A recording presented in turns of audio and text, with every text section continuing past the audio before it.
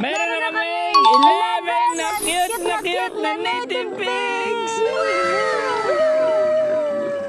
Yes, naka-11 na rin sa wakas.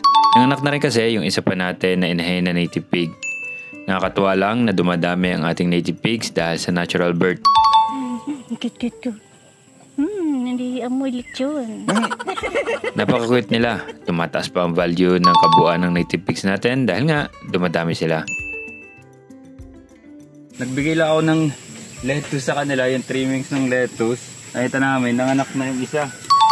At ang maganda, merong 5 anak sila. Diyan. Kalapit kami. Tuway. Nakalima. Merong mana kay Whitey oh. Yeah, mana kay Whitey yun oh. Napakaaga nang nag-harvest kami ng lettuce at nagbigay ng trimming sa mga native pigs. Bigla akong naubutan. Nanganak na ang isa pa nating native pigs. 5 ang naging anak. Merong nagmana kay Whitey ah. May kulay puti. Grabe ang cute. Para mga daga. Yung may puti, para maliit na elepante. So ibig sabihin, may 6 tayo ng unang baboy. May 5 ngayon. Ano kaya? Baka 4 yung pinahuling baboy. Pababa ng pababae, pero sana 7. Para meron tayong 18 na mga biik. At kinabukasan na makauwi si Jay, binalita ko na sa kanya. Pero nagluto muna siya ng almusal. Para pag uwi, kakain na lang. Meron siya fried pork and itlog. Excited ka na? Marami na tayong biik. Marami na tayong lechon. So mag-chores tayo dito. Anong? Charon? Chores! Kaso pagpasok namin, takbuhan ng mga biik. Walang gusto magpalapit kay Jay. At si Jay, takot na takot naman sa paglapit ng mga native pigs. Di na mo, binihimod ako, baka kagatin ako. Hindi. Jay! Hindi nga. Jay, di na mo! Hindi nga! Okay. Hindi kanya naanohin Jay. Nagtatanong lang sila kung may dala ka bang pagkain. Wala ba na nasuso yung isa doon sa buntis? Hindi yun. At nagmekos-mekos na mga bake natin. Akala ata nila magkakapatid silang tunay. At dahil na-distract sila, ayun, nakaabot ako ng isang bake para makapag-video man kami. Nakakatuwa lang na hindi siya maingay. Mabait naman pala siya. Hindi siya may baboy. Cute ko. Hindi amoy lechon. Amoy lechon na kagad. Amoy lechon kagad ah. Patagal-tagal pa yan Jay.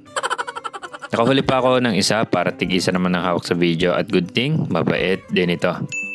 Nakakatuwa talaga pag dumadami ang alaga dahil sa nanganganak sila at hindi binibili. Kaya ito na nga, naka-11 na tayo na baby native pigs. Napakasarap sa pakiramdam at sana soon, umanak na rin itong pangatlo at sana mas marami ang maging anak niya. Mag-comment kayo mga Call of Duty kung magkano ang bentahan ng biik ng native pigs na bagong walay sa lugar nyo. Ang cute oh, isang dangkal siya oh. Tapos gusto na lechonin ng mga kapatid ko. Ay, isang dangkal oh. Diretso ginawa na namin ang chores dito. Mga excited kayo ah. Hinahalo ko pa. Wait lamang. Oops, sorry. Hoy, dito na ako kinain. Galing-galing mo naman. At pag andito kami ni Jay, banding na namin ang gumawa ng farm chores kahit paano. Nakikita ko ang mga alaga namin kung okay ba sila. Nakakaalis ng stress kahit paano. At yun nga, banding namin ni Jay. Masaya kasi ako pag nakita ko na nakangiti ang asawa ko. Kay Whitey naman, bisyo na niya to. Ang pagdamba-damba sa gate. Buti na lang matibay. Sabik na sabik sa kanyang mga chicks. Kaso, bawal pa at kapapanganak pa. Pero kailangan healthy siya. Para kapag laban na ulit sa kanyang mga chicks, ay malusog siya. Grabe ang kulungan ni Whitey. Parang nagkuwari na eh. Huwag ka maingay. Iuuwi kita. May nahuli ka rin. Paborito ko, iuwi ko to. Busy pa si Jay. Huwag kayo maingay. Iuwi na natin. Uy! Masaya ka! Nadede ba yan? Iuwi ko na. Wala.